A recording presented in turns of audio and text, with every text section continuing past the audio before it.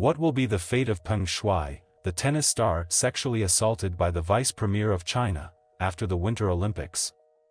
On November 3, 2021, Peng Shuai posted a shockingly lengthy message on her personal Weibo account, accusing Zhang Gaoli, a former Chinese vice premier and a former member of the Politburo Standing Committee, 7 top leaders in China, of the Chinese Communist Party, CCP, of forcing a sexual relationship with her several years ago and abandoning her afterward.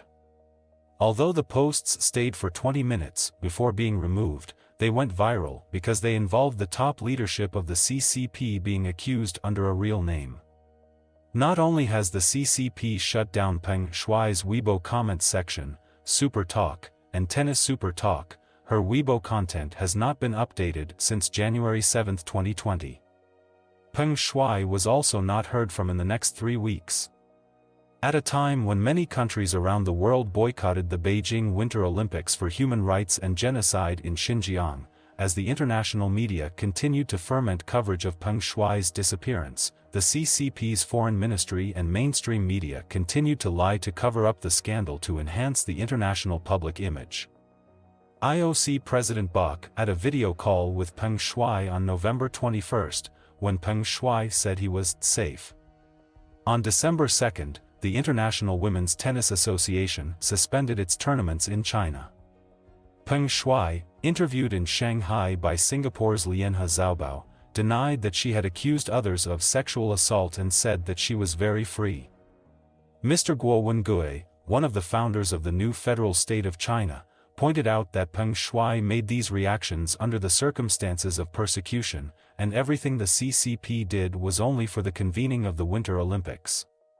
After the opening of the Winter Olympics, Peng was again pushed out by the CCP to cover up for the peace because of the flooding media coverage of the CCP's human rights issues, athletes' dissatisfaction with the Winter Olympics, epidemic control and quarantine, control of athletes' personal information, hotel accommodation and food.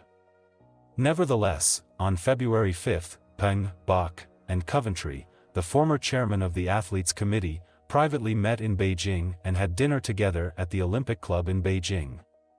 On February 7, during an inclusive interview with French sports newspaper L'Equipe, consented by the Chinese Olympic Committee and accompanied by official Wang Can, Peng Shuai again denied the accusation of being sexually assaulted. This post has led to a huge misunderstanding from the outside world. I hope its content will not be misinterpreted again, and I hope there will be no more speculation about it. We are just wondering why Peng Shuai had to be accompanied by a government official during a personal interview. Is she free?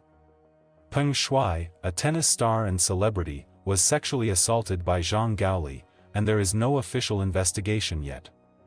The CCP, in collusion with the IOC and certain media, has continued to downplay the impact of the incident.